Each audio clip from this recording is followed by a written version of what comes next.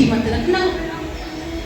वसुदेव ने कहा कि पुरुष का प्रथम कर्तव्य होता है अपनी नारी की रक्षा करना, अपनी स्त्री की रक्षा करना। मेरे भले ही प्राण चले जाएं, पर मैं आपकी बहन की रक्षा अपने प्राणों के द्वारा करूंगा। मंगला चलो हुआ, बधाइयां हुई, और आज वसुदेव देवकी को लेकर रथ पे सवार होकर के जैसे ही जाने लगे,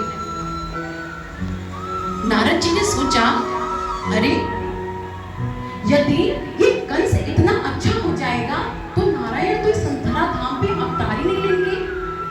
यदि नारायण इस धरा धाम पे अवतार नहीं लेंगे तो इस पाप से धरती को मुक्ति कैसे मिलेगी।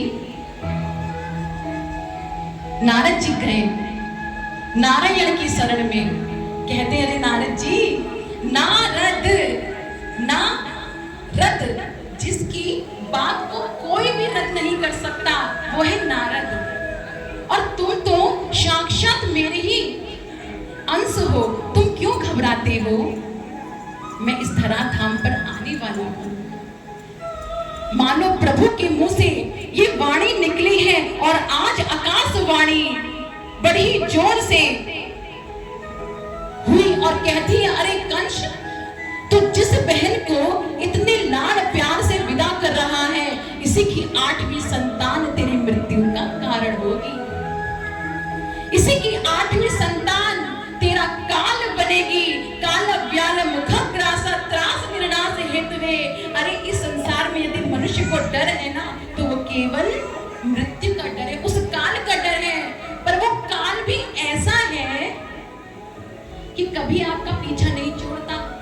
मृत्यु आपके जन्म के साथ में आती है, लेकिन हम जो प्राणी है ना, उदर व्याप्त अज्ञान ध्वांत विध्वंस कोटि सूर्य समप्रभा सूता क्या ही कथासा न मम करसाइनो। हम लोग क्या करते हैं, केवल उदर पारण के लिए सोचते रहते हैं, कभी इस बात की चिंता नहीं करते कि हमारा उद्धार कैसे होगा। उद्धार यदि हो सकता है तो केवल वो ठाकुर, वो परमात्मा, वो कन्हैया ही कर सकता है, उसके अलावा कोई आपका उद्धार नहीं कर सकता। आज मनुष्य होने के कारण उस कंस के मन में भी इस प्रकार पीड़ा उत्पन्न हुई। वो सोचने लगा कि हाय, अब जिस बहन को मैं इतने प्रेम के साथ में विदा कर रहा हूँ, उसी बहन की 8वीं संतान मेरी मृत्यु का कारण होगी, और आज उसके मन में जो प्रेम था वो प्रेम नहीं, वो तो आज अहंकार के रूप में, क्रोध के रूप में प्रकट हो गया। उस कंस ने अपनी तलवार को निकाला और आज अपनी उसी चचेरी बहन के, जिसको सगी बहन की भांति प्रेम करता था, उसके केसों को पकड़ लिया और तलवार लेकर जो ही उस देवकी के ऊपर प्रहार करना चाहा, आज अपनी पत्नी धन को वसुदेव ने याद किया, उस तलवार को पकड़ लिया। अरे कंस, इस संसार में यदि तू स्त्री की हत्या करेगा, इससे बड़ा पाप कोई नहीं है। और यदि तू स्त्री की हत्या करेगा तो जिस प्रजा को तू देख रहा है, कल यही प्रजा तुझ पर धिक्कारेगी। आने वाला समय तुझको नपुंसक कायर कहेगा। तुझे देवकी के पुत्र से ही तो पीड़ा है, मैं तुझको प्रदान करना चाहूंगा। जैसे ही देवकी वसुदेव की प्रथम संतान हुई, आज अपनी प्रतिज्ञा को याद करके वसुदेव उस बालक को लेकर के कंस के पास आए। कंस मुस्कुराया, अरे आप तो बड़े ही सत्यवादी हैं, अपनी प्रतिज्ञा को मानने वाले हैं, क्या बात है। पर वसुदेव, जो मेरी शत्रुता है वो तुम्हारी 8वीं संतान से है, तुम क्यों घबराते हो, जाओ लौट जाओ। वसुदेव जी उस बालक को लेकर के लौट गए, और जैसे ही लौटे हैं तभी नारद जी आ गए। जहां कोई नहीं पहुंचता वहां नारद जी पहुंच जाते हैं। नारद जी पहुंच गए और नारद जी क्या कहते हैं, अरे कंस, तू क्या बावरा हो गया है, तुझे इतना भी नहीं पता, यदि तू प्रथम गिनती गिनता है तब वे प्रथम होती है, यदि 8वीं से तू उस गिनती को प्रारंभ करता है तो वहां से प्रथम होती है, यदि तू उल्टा गिने तो तो भी प्रथम, यदि तो उल्टा गिने तो भी प्रथम। तुझे भय तो उसकी 8 संतानों से है। तू एक काम कर, उस बालक को छोड़ मत, उस बालक को भी गोविंदाय नमो नमः कर दे। कंस की बुद्धि जैसे भ्रमित हुई, उस वासुदेव के बालक को उसने मार दिया। उस कंस के हृदय में दया नहीं आई। अच्छा, मनुष्य क्या सोचता है ना, केवल अपने बारे में सोचता है, अपना काम चलता, भाड़ में जाए चलता। लेकिन एक एक मनुष्य कर कर के ही समाज बनता है, और ये समाज केवल एक का नहीं है, हम सबका है। वही दुख आपके हृदय में है, वही दुख इनके हृदय में है, वही दुख मेरे हृदय में है, क्योंकि ये केवल मृत्यु लोक है, यहाँ कोई सुखी नहीं है।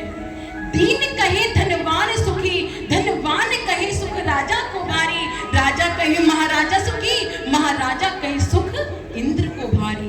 इंद्र कहे चतुरानन सुखी, चतुरानन कहे सुख विष्णु को भारी, और विष्णु कहे नारायण सुखी।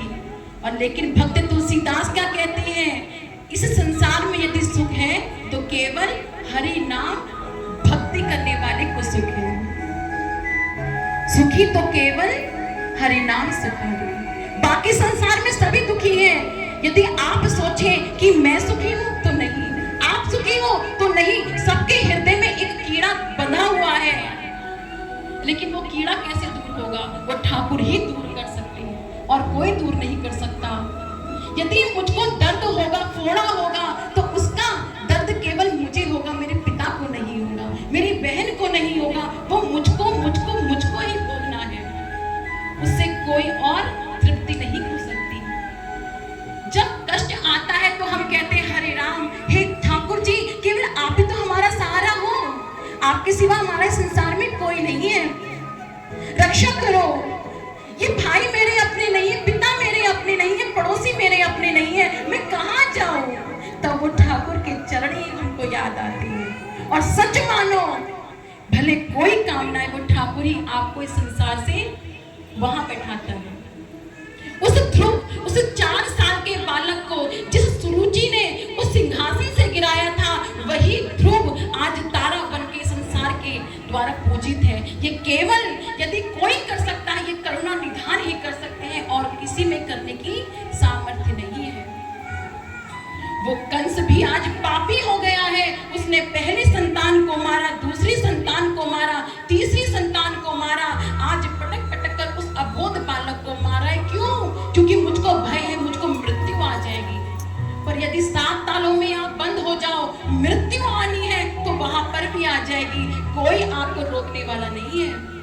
उस 7 तालों के अंदर भी वो मृत्यु आपको अपना ग्रास बना लेगी। और आज वही उस कंस के साथ में हुआ था, लेकिन जो भय था वो भय से तिल तिल तिल तिल मरता रहा।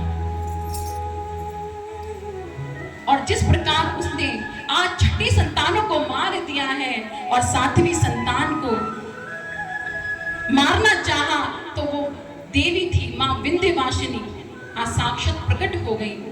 कहती है, अरे दुष्ट पापी, तू मुझको पटक कर क्या मारना चाहता है? तुझको तो मारने वाला जन्म ले चुका है, वो कहीं और नहीं, नंद बाबा के घर में जन्म ले चुका है। वसुदेव हजारों तालों को तोड़ करके, और जैसे ही आज ठाकुर जी प्रकट हुए हैं, उनको ले जाकर के आज यशोदा के पास लेटा दिया। और मेरे ठाकुर जी ने शर्म से अपने माँ के आंचल से अपने नेत्रों को ढक लिया।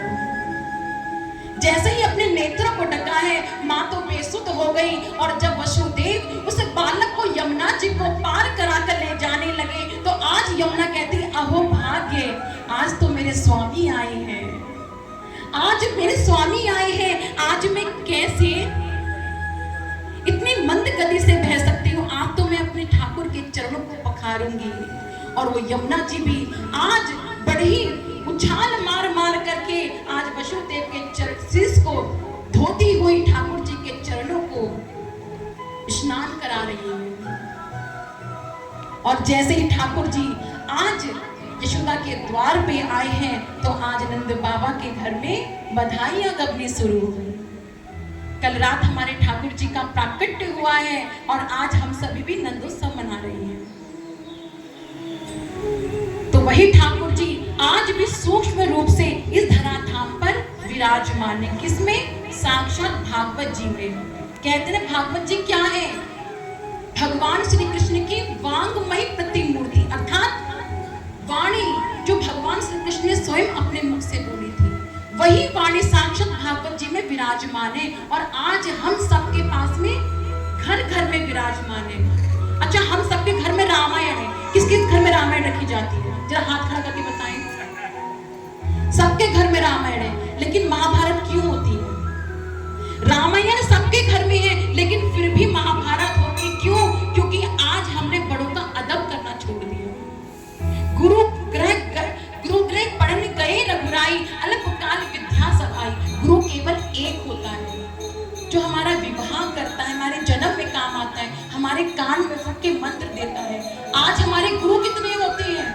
घर घर गुरु है। जिस समय गुरु से लालच है वही गुरु बन जाता है। नहीं, गुरु केवल एक होता है। प्रथम गुरु माँ, जिसने जन्म दिया है, पिता पालन करने वाला।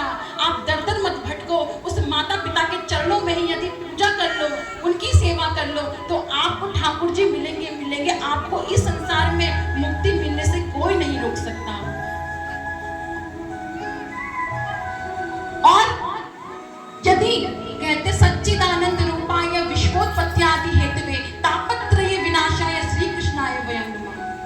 भागवत जी में कहा गया सच्चिदानंद रूपाय, मैं कोई मूर्ति में नहीं हूं, मैं इस संसार में नहीं हूं, मैं कहां हूं? सत्य में हूं। सच्चिदानंद रूपाय, मैं केवल सत्य हूं। विश्वोत्पत्त्यादि हेतवे, इस विश्व की रचना करने वाला, इस विश्व को पालन करने वाला, इस विश्व का संहार करने वाला वो केवल मैं हूं। तापत्रय विनाशाय, इस संसार के ताप कौन कौन से ताप हैं? 3 प्रकार के ताप हैं। दैहिक, दैविक, भौतिक ताप। शरीर के द्वारा ताप, भौतिक ताप, दैविक ताप। दैहिक ताप कौन सी है? हमारे पास धन भी है, पैसा है, सब कुछ है, लेकिन हमारा शरीर स्वस्थ नहीं है। हम कुछ खा नहीं पा रहे। क्या खा रहे? लौकी खा रहे हैं, मूंग की दाल का पानी पी रही है, डॉक्टरों को पैसे भर रही है। क्यों? दैहिक ताप। दैविक पाप, कोरोना काल आया, बाढ़ आई, त्रासदी आई, सड़क पे जा रहे एक्सीडेंट हुआ, दैविक ताप। भौतिक ताप, धन भी है, भगवान भी प्रसन्न है, लेकिन टनटनाटन मनी नहीं है। धन बहुत कुछ हो सकता है, लेकिन सब कुछ कभी नहीं होता। धन चाहिए, लेकिन उसका उपयोग हमें सत्य मार्ग में करना चाहिए। कहते हैं आपके घर में यदि आप 11 रुपए कमाते हो, उसमें 1 रुपया किसी अच्छे काम के लिए निकालो, तो वो 1 रुपया आपके 10 रुपए को भी पावन कर देगा। तो जिस दिन हमारे जीवन में सत्यता आ जाएगी, जिस दिन हमारे जीवन में भगवान की भक्ति आ जाएगी, तो उसी दिन हमको ठाकुर जी के दर्शन अवश्य हो जाएंगे। इसी के साथ में